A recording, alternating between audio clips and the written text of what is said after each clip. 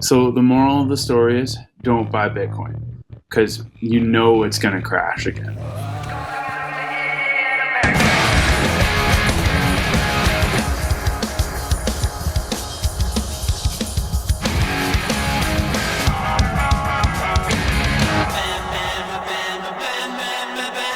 I want to talk about the 5 stages of grief. I was at a conference talking to people about Bitcoin, and if you say that to the average person on the street, they're going to look at you and then they're going to take a very subtle but firm step away from you, just in case you're going to, I don't know, throw cocaine at them or something. So the mainstream awareness right now is that we're all a bunch of degenerates, porn addicts, drug users, potentially terrorists, though we're not sure, it depends. Some of us certainly, in this room. And this is the mainstream perception. This is the first stage, denial. And denial happens with all innovative technologies.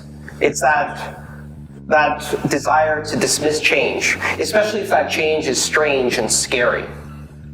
What we're seeing now, they've moved from denial to anger. So angry about the terrible things you can do, right? Because Bitcoin is all about, now it's all about funding ISIS, right? So who here has contributed to ISIS recently? Okay. Sorry, I raised my hand there because, you see, I pay taxes in the United States. And I don't know if you've noticed, but ISIS is driving M1A Abrams tanks and Humvees with the American flags hastily sprayed off. So, strictly speaking, yes, I have funded ISIS through the US Department of Defense in US dollars by leaving behind a lot of nice equipment and pallets of dollars and things like that. And when I fill up my car and that money goes to Saudi Arabia, I also fund ISIS that way, so oops. But I'll tell you this, I've never funded ISIS in Bitcoin. So let's keep that straight. But that's the kind of question that comes up, right? So we've gone from denial to anger. Now, it's not just that we don't want to hear about this Bitcoin thing because it's strange and weird and possibly young people are interested in it, but because now it's scary, so we need to emphasize the scariness. And so now you don't speak about Bitcoin in polite company.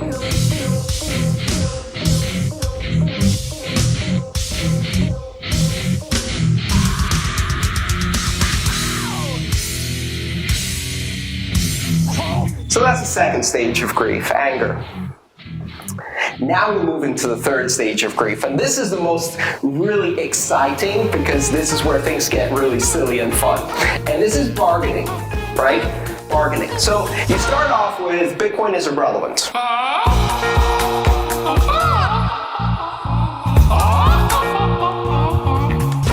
Then Bitcoin refuses to die for 3 years.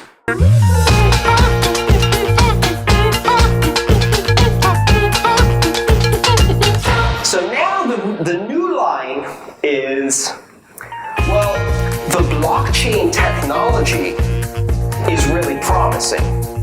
But Bitcoin, the currency, that's just weird and volatile and you don't want to touch that, right? So we're splitting hairs. This is the third stage of grief, bargaining. And this is becoming the meme of 2015 because now a lot of companies are trying to do this triangulation, trying to split hairs, trying to say, well, we'll take a bit of blockchain, but you can leave that Bitcoin stuff behind. So, have you started a Bitcoin research group? Oh, no, we don't do that stuff. We've got a blockchain research group in our bank, so we're bargaining. And this is really hilarious because the first thing it reveals is that they don't really understand Bitcoin. You can't just cleave off the blockchain technology and say, oh yeah, this is revolutionary. Because it's not. Blockchain on its own is not revolutionary. What do I mean by that? Because some of you are looking at me funny at this point. Why am I saying that the blockchain is not revolutionary? Because the blockchain is a ledger. How old are ledgers? Thousands of years old. In fact, the very first writing that we have discovered around the world, on tablets, on stone, on papyrus, are ledgers. Well, welcome to the Terror Dome. Lots of people talking, few of them know. So, what comes after bargaining?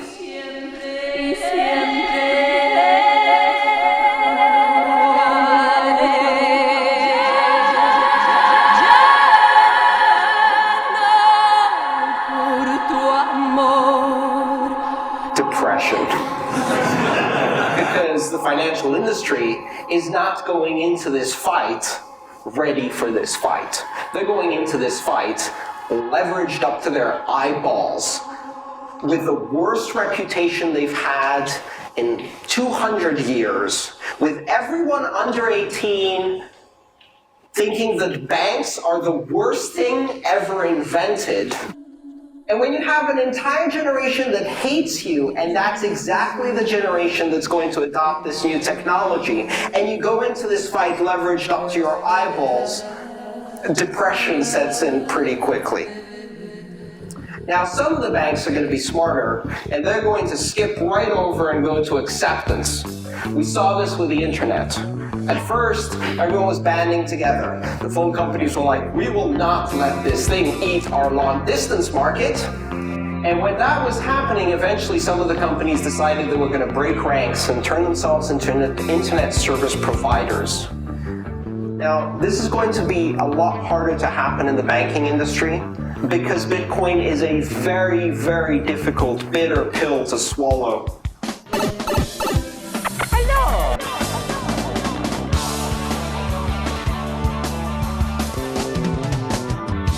This past July, we had our second halving event. As a system, it's designed to have a monetary policy that is purposefully deflationary and simulates the issuance of precious metals. It gets harder and harder and harder to mine gold at greater and greater and greater cost. And Bitcoin is the same. The idea being that less and less is issued over time. If you follow that geometric curve, at some point you reach the end. In the year 2141, Bitcoin is no longer issued. Mamma mia. Spaghetti. Ravioli.